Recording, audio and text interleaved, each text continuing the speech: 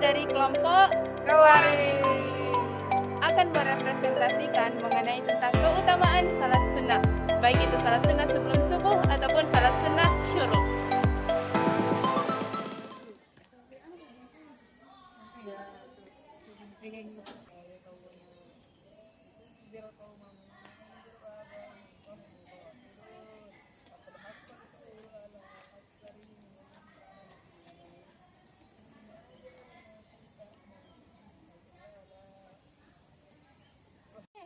Nggak masuk kita tadi.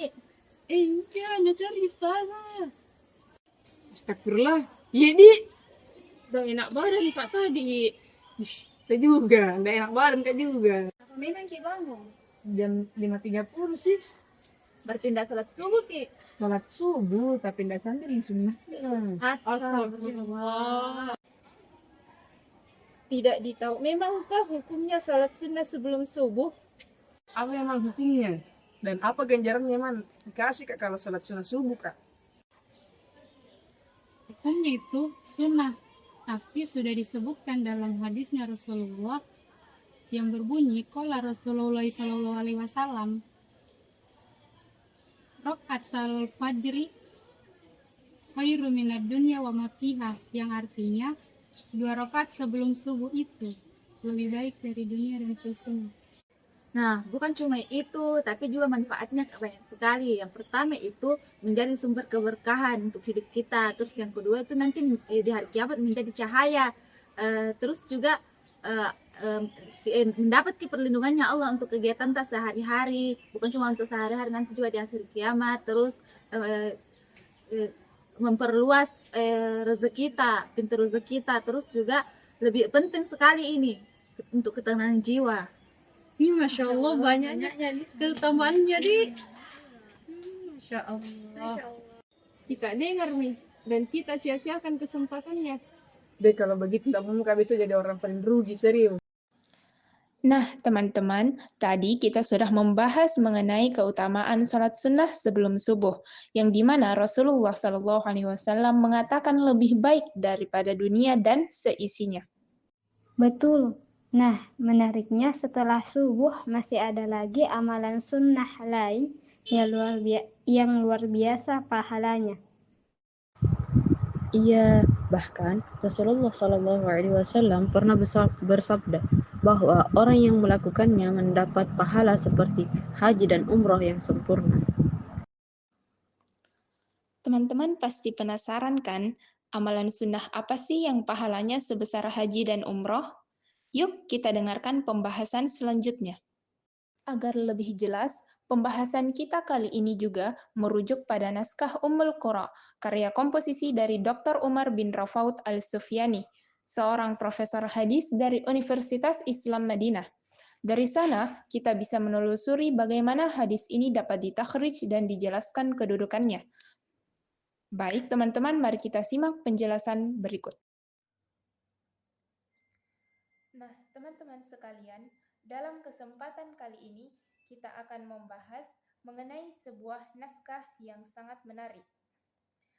Di mana naskah ini tidak sekedar membicarakan tentang ibadah, tapi juga bagaimana kita menempatkan dalil secara lebih hati-hati, agar ibadah kita tak hanya penuh semangat, tapi juga benar sesuai petunjuk Rasulullah SAW. Penulis naskah ini membuka tulisannya dengan sesuatu yang sangat menyentuh, yakni berupa pujian kepada Allah Subhanahu wa Ta'ala dan pengingat tentang pentingnya takwa. Hal ini mengajarkan kepada kita bahwa setiap ilmu sebaiknya diawali dengan mengingat Allah Subhanahu wa Ta'ala, supaya hati pembaca terbuka dan siap menerima nasihat. Setelah itu, penulis menegaskan bahwa kisah-kisah dalam Al-Quran maupun hadis Nabi SAW tak hanya sekedar catatan sejarah. Ia bukan cerita masa lalu yang hanya untuk dikenang, tetapi merupakan pedoman hidup yang penuh hikmah. Jadi, siapapun yang membaca kisah itu seharusnya dapat mengambil pelajaran dan menjadikannya sebagai panduan hidup sehari-hari. Dari sinilah penulis membawa kita ke topik intinya, yaitu salat-salat sunnah dan amalan-amalan tambahan, khususnya di bulan Ramadan. Mengapa tema ini dipilih? Karena pada bulan yang penuh berkah ini, umat Islam begitu sangat antusias dalam beribadah. Namun, antusias itu tidak selalu dibarengi dengan ilmu yang kuat. Masih banyak orang yang beribadah dengan mengandalkan hadis yang lemah atau hadis yang dhaif, bahkan palsu, tanpa secara sadar. Jadi penulis ingin hadir sebagai pengingat bahwa ibadah yang ikhlas itu indah. Akan tetapi lebih indah lagi kalau didasari dengan dalil yang kuat dan jelas. Baik, untuk menjaga ketepatan dalam beribadah, penulis ini menggunakan sebuah metode. Nah, nama metode itu merupakan metode takhrij hadis. Apa itu takhrij hadis? Singkatnya, ini adalah metode ilmiah untuk menelusuri riwayat hadis. Para ulama akan melihat jalur sanadnya, memeriksa siapa saja para perawinya, lalu menimbang bagaimana kualitas riwayat tersebut. Jika perawinya terpercaya, hafalannya kuat, dan jalurnya itu bersambung, hadis bisa dikatakan berstatus sahih. Jika ada sedikit kelemahan tapi masih bisa diterima, statusnya adalah hasan. Akan tetapi jika perawinya lemah atau sanadnya terputus, maka hadisnya ini berubah menjadi dhaif atau lemah. Dengan cara ini, penulis menunjukkan bahwa dalam Islam kita tidak hanya diminta beribadah dengan penuh semangat, tetapi juga dibarengi dengan ilmu dan penuh kehati-hatian. Mari kita lihat salah satu contoh hadis yang diangkat dalam naskah ini, yaitu riwayat dari Anas bin Malik radhiyallahu anhu. Hadis ini bercerita tentang seseorang yang setelah melaksanakan sholat subuh tetap duduk berzikir hingga matahari terbit. Kemudian ia melaksanakan sholat 2 rakaat. Rasulullah SAW bersabda bahwa orang itu akan mendapatkan pahala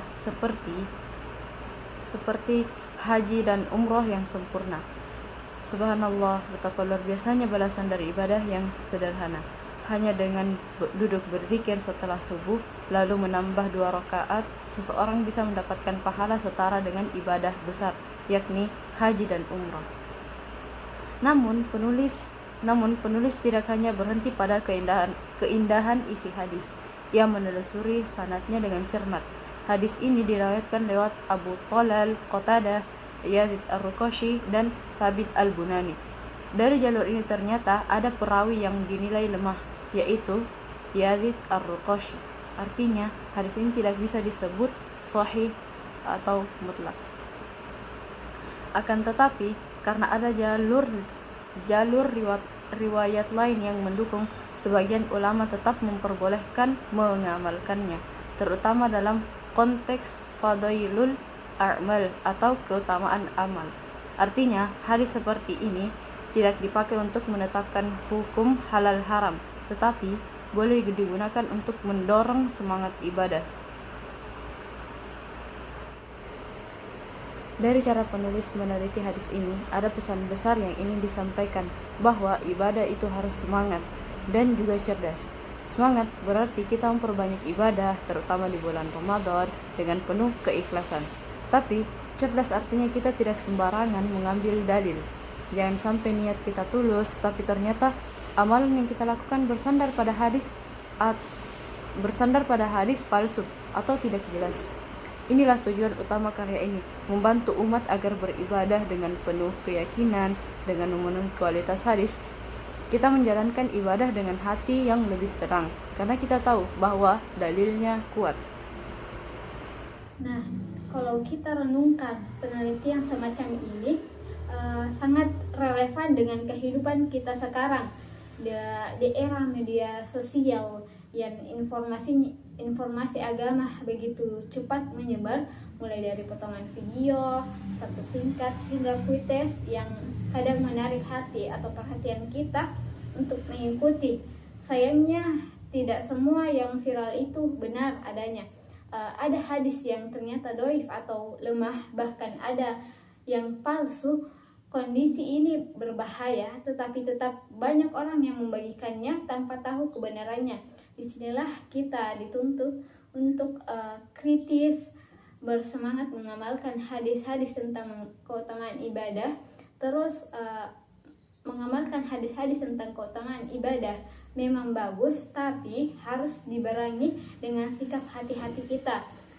Kita perlu bertanya apakah sumbernya jelas, siapa ulama yang menilainya, bagaimana kedudukannya, dan melakukan pengecekan hadis ini merupakan tanggung jawab setiap muslim agar amalannya tidak sia-sia.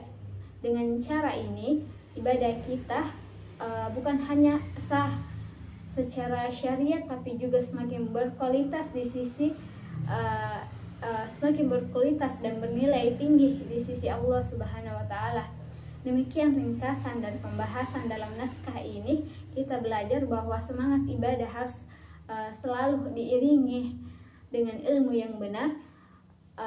Ramadan memang bulan penuh berkah, bulan di mana pahala dilipat gandakan, tetapi mari kita isi dengan amalan yang jelas dasarnya agar semakin mantap dalam beribadah.